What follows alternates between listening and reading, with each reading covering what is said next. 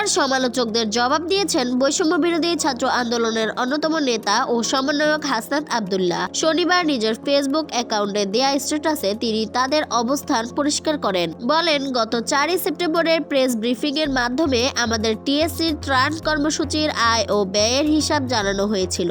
ব্যয় বাদে বাকি টাকা ঢাকা বিশ্ববিদ্যালয়ের জনতা ব্যাংক, সোনালী ব্যাংক শাখা, ইসলামী ব্যাংক ও মোবাইল ব্যাংকিংকে সংরক্ষিত রয়েছে। তিনি বলেন, ঢাকা বিশ্ববিদ্যালয়ের একজন শিক্ষক, একজন নারী শিক্ষার্থী ও একজন ছাত্রের নামে বিশেষভাবে অ্যাকাউন্ট খোলা হয়েছে, যেখানে শুধু এই 3 জনের সমন্বিত সিগনেচারের মাধ্যমে টাকা হস্তান্তর করা সম্ভব। এখন পর্যন্ত ওই অ্যাকাউন্ট থেকে কোনো টাকা হস্তান্তর করা হয়নি। হাসনাত লেখেন, স্বচ্ছতা নিশ্চিতকরণের লক্ষ্যে আমরা ত্রাণ কার্যক্রমের আয় ও ব্যয়ের উপর একটি এডিট করছি এবং আগামী কয়েকদিনের মধ্যে এডিট রিপোর্টার প্রকাশ করা হবে ইনশাআল্লাহ। আমরা সবসময় গঠনমূলক সমালোচনা গ্রহণে আগ্রহী। কোনো বিশেষ ভুল বোঝাবুঝি থাকলে তা তুলে ধরার আহ্বান জানান হাসনাত। বলেন, এতে আমাদের কাজ আরও কার্যকরী হতে পারে। আগামীর বাংলাদেশ হোক স্বচ্ছতা ও জবাবদিহিতার মডেল।